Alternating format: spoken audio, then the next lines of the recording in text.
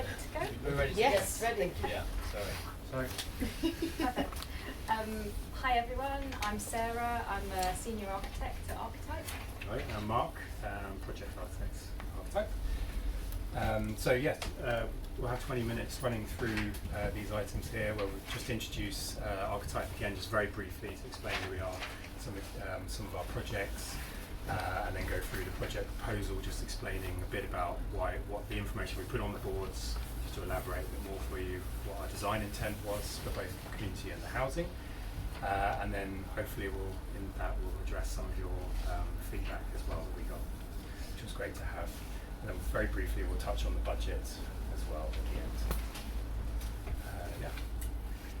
Great, so next slide. So this is our office. We're based just near London Bridge. Archetype was founded on the principles of community architecture and self-build, and we've been pioneering low-carbon design for the last 35 years. If you just click on to the next slide, this is our roof terrace. We try and do a kind of 4 o'clock stretch when we can remember, and just keep going. So we've done a number of community buildings over the 35-year history. This is the Cody Brennan Visitor Centre in Wales. If you just keep going, all of our projects have really strong connections to nature and to their surrounding context. And we use natural, sustainable materials on all of our projects. We were lucky to work on a new enterprise centre for the University of East Anglia, which has been termed the greenest building in the UK, and that's for a number of reasons, being passive house design, BREEAM outstanding, and also using a number of locally sourced natural materials. So if you go on to the next slide, the external cladding of the building is thatch panels, and it's also sourced from East Anglia, and it was sourced to work at a time of year where the thatchers don't have work, so it was about kind of giving local people employment and sourcing all the materials within a certain quite tight radius around the building. And internally, it's kind of healthy and bright spaces, which is what we try and achieve on all of our projects.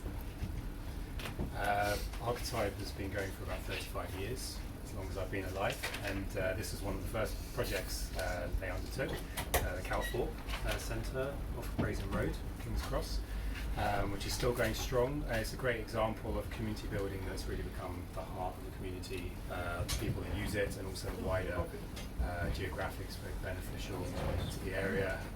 It's got a great relationship to the gardens that surround it as well.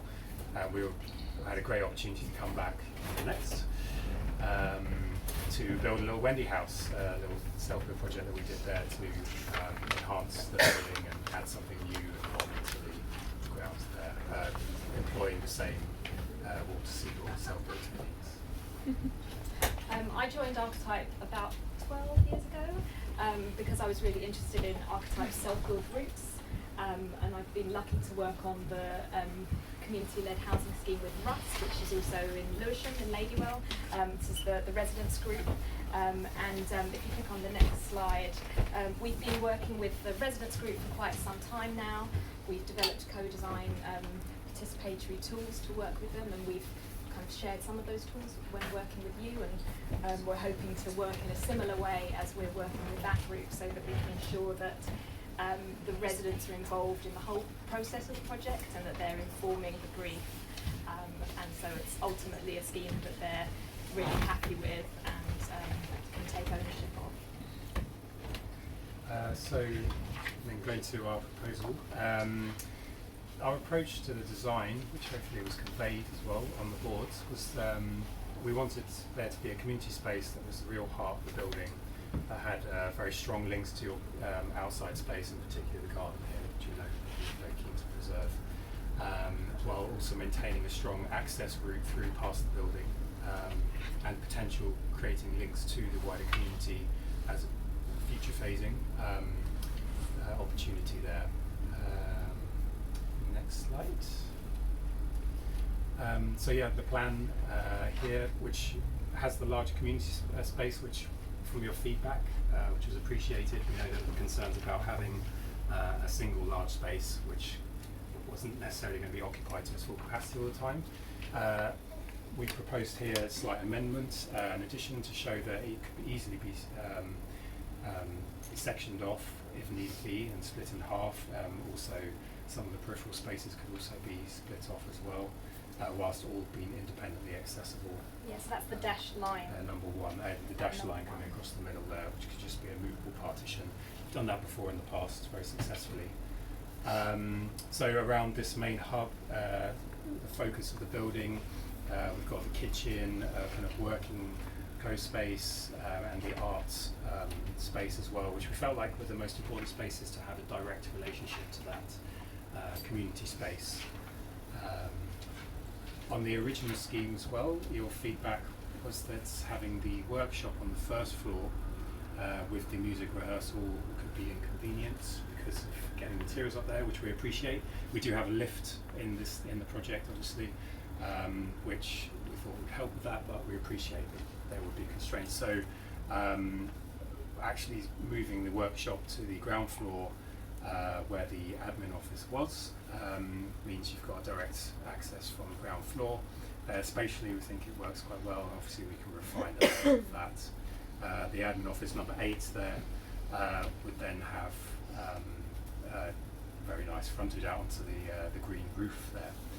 The original intention for the workshop and the music rehearsal to be on the first floors because they're your noisy, kind of dirty spaces potentially, so kind of isolating them away from your main community space was the intention, but this I think will also work quite well. Yes, there number 2 there, number 2 and 27, you've got kind of indoor-outdoor kind of greenhouse space and green roof terrace, which help reinforce the building's relationship to the natural front aspect and the wider landscape to the west of the building. So I think we could probably go on to the next slide here. Yeah, we wanted to develop a proposal that was realistic, that met your brief. I think some of the spaces that space requirements you gave a range. Some of the top ends of those we felt probably weren't quite achievable because in order to keep the building without taking up too much of your green space here, we had to keep sort of the lower end of some of those areas. But we do feel that actually what you have there is a very adaptable and very usable spaces still. We've managed to incorporate all of your brief requirements, all of the different spaces. One of the feedbacks was that the design isn't particularly well articulated, or that it's come across quite maybe, I can't remember the exact terminology, but maybe a little dry. I suppose in the way that we've represented it here is simple line drawings, because we didn't want to develop too far without having further consultation. We didn't want to design it in isolation before talking about materiality. What we have done is now added some extra information at the end, and hopefully that will explain it a bit better. It'll give you a better sense of the spatial and materiality, the qualities of the building, what we're hoping it will be like. Yes. Yeah, so what we tried to do here was to have a facade that would open up as fully as possible to create a direct and visual link to the in and out side of the building. And that was expressed, we're hoping, through a pergola structure, which again you'll see expressed a bit clearer in the next following images. With a covered canopy as you come through. And we feel like that really helps the building kind of merge into the landscape. We had tested the idea of having this space, even though it's at the smaller end of your brief requirements, that you could get, if you wanted your large events, getting everyone together for a big banquet or a film night or that kind of thing. You know, the space can achieve that. And in summer, it'd be a really lovely place to be with the garden as well. Yep, next. It's a lot of people. 120 Very people. small people. No, it's just a small picture.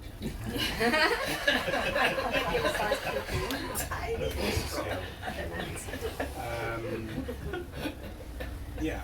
So this is the first floor, as I said, the music rehearsal, and originally the workshop, which we could easily adapt, and incorporating living walls into the building, facing the garden as well.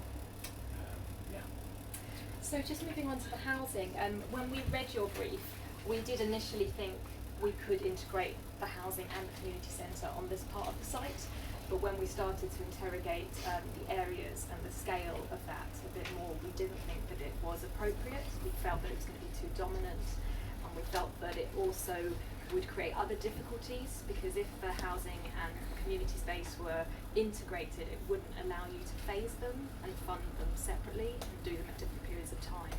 So we started to look at other areas on your site, and that's where we came across this kind of gap between the two blocks, and we looked at the kind of footprint of the house that was in the brief, and we thought that it could fit in that space between the two blocks and still allow space for a vehicle to turn and for kind of pedestrians to walk, so without compromising that space too much. You can see here, this is a suggestion of the plans. Obviously we've developed this a lot further, but number 2 is the accessible flat, 4 is the kitchen and living area, which is shown as one space but could easily be divided into 2 spaces, and then the upper floors of the flat of the house are quite similar to your existing houses. We were trying to make it as similar as possible, because we understand that that was kind of a key point in the brief, that people should have the same opportunities if they're living here or living anywhere else on the site. So in terms of layout, it looks quite similar, but the walls themselves and the roof will all be designed to meet the current building regulations. So the thickness of those walls will all be more than your current buildings. If you go to the next slide, this is just a sketch of what that might look like. So aesthetically and in terms of materials, it's probably going to be different to your existing houses, but in terms of scale and generally fitting in, it's going to be as similar as possible. We've also shown some examples of how you could potentially animate those gable end facade walls. So we've suggested one wall could be used for climbing, one could have bird and bat boxes to enhance biodiversity, and here's just a few precedent images of what those spaces might be like inside. And if you just flick a few more through, and just one more. Yeah, one of the questions or kind of concerns that came up was about the sunlight to your existing garden space above the bike store, bike shed, sorry. And we've looked at, we've done some sun path studies to look at that impact, because obviously that's a lovely piece of garden space that you've got, and it sounds like it's very well used. So we've done some sun path analysis. This is very small, but we can pass some copies of it around. Various times of the year. Essentially, what it shows is that the impact of a building in that location is limited to a very kind of small amount of time early in the morning.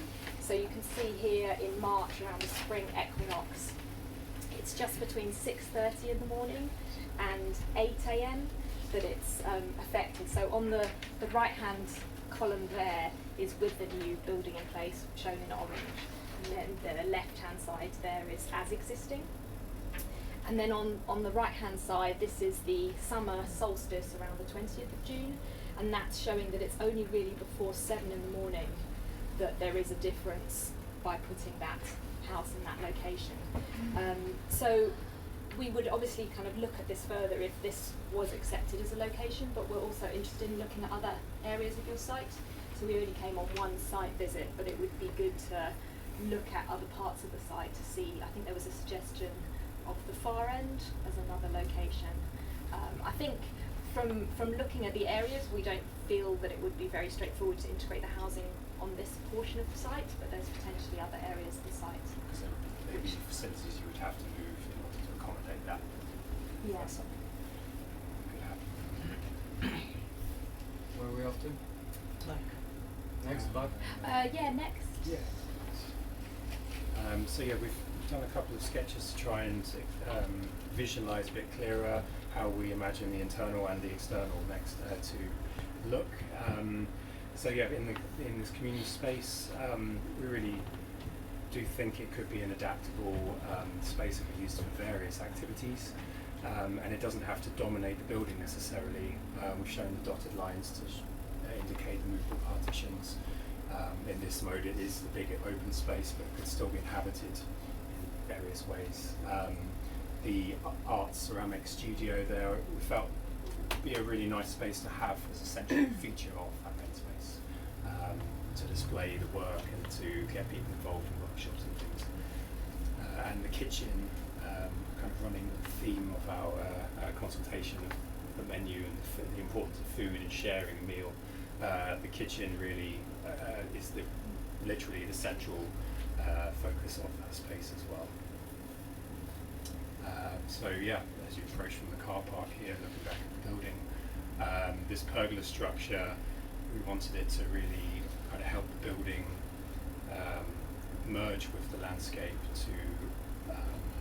to really kind of help define it as well, but it's just a space that can be inhabited. You can use it to grow plants up, to enhance the space. We've also got growing beds, but also this indoor-outdoor space, that greenhouse on the west elevation could be a really useful asset in place of your polytunnel, a real formal space there on the side of the building.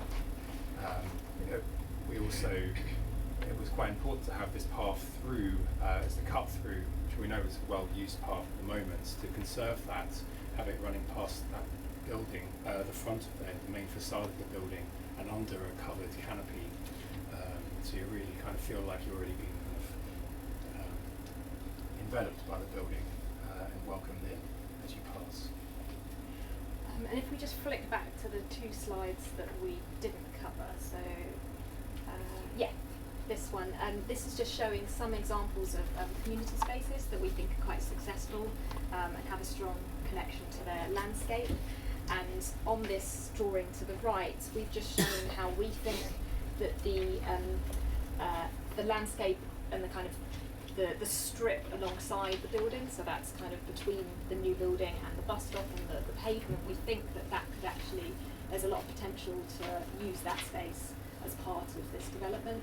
So we'd be able to kind of support you in negotiating with the council about potentially planting that space and bringing the landscape all the way around the building. We wanted the building to have the potential in future, if this were to happen, to have an appropriate frontage that was animated and active enough to accommodate that usage, and not just be a black facade sat behind your current kind of bushes and trees. So we thought about how that could be phased. Is that 20? That's 20 minutes. Okay, so just finally, just to, we've talked about Architype's environmental agenda, and we've been keen to bring that to this project. So that diagram on the top corner is showing a fabric first approach, which we adopt on all of our projects. And the idea about that is that you spend your money on the envelope of the building in terms of insulation and the performance of the envelope of the building, so that the actual heating requirement is a lot less. We think that timber frame is a good option because it allows for self-build, and there's been mention of straw bale construction. I know you've had a workshop before on straw bale, and we think that straw and timber work very well together. So this is just some of the materials that we could potentially use. And that we have used before, many of them very successfully as well. So we haven't covered budget and cost, so should I just talk briefly about that for a couple of minutes and then we'll take questions. So we think that your budget is challenging, but we think that it is possible to make it work for the project. So we've looked at the budget for the community space and for the housing space, and both, based on our areas, work out at about £2,000 per square metre, taking your budget and our areas.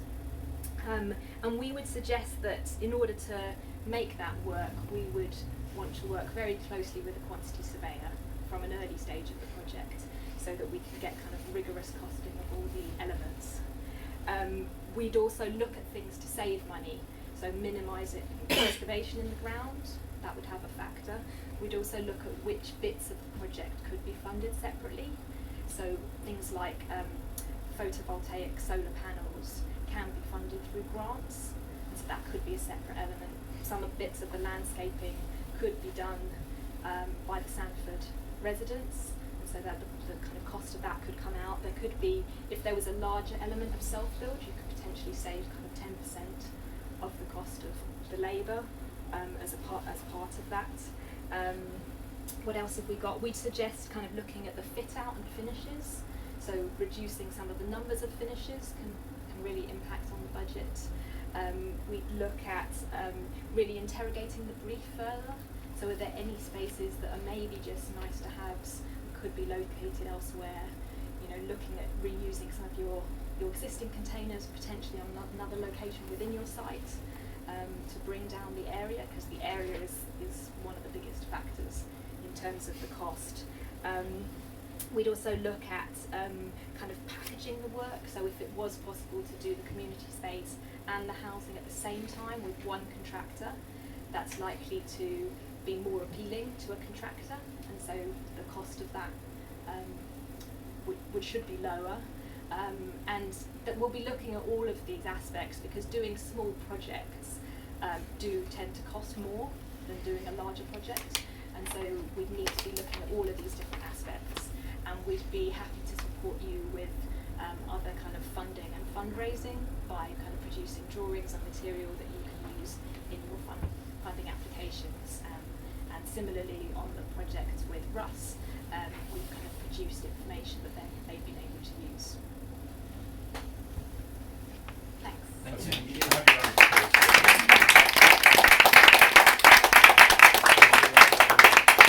Can we bring back the light? Let's get the lights on. We're going to start with a question first. A couple of questions. I didn't understand what you meant by finishing, like leaving bits of finishing in to reduce the cost. And you mentioned if you were to integrate the housing with community space, something about it being dominating, but I didn't understand what you meant by that. Could you elaborate? Yeah. Finishes? Yeah, do you want to do finishes first? So when we say leaving out finishes, what we mean is the potential to expose structural elements in particular.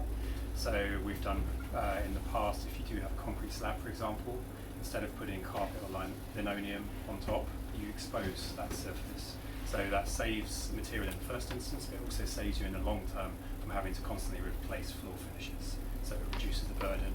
Likewise with wall finishes, if you are using, we've done with CLT, for example, cross-laminated timber, big exposed timber walls. You don't need to plasterboard that, you can expose it. Again, it saves a lot of material in the first instance and going forward. And ceilings are the same. Depending on what structure we go with, you can expose a lot of that. We can also think about exposing M&E services, for example. It's a bit of a trendy thing, but it can be done well. You don't have to cover it up. So, yeah. And in terms of locating both the housing and the community space on this site, it was just when we looked at the area, it meant going up higher in terms of the number of stories of the building, or kind of covering the whole of this space.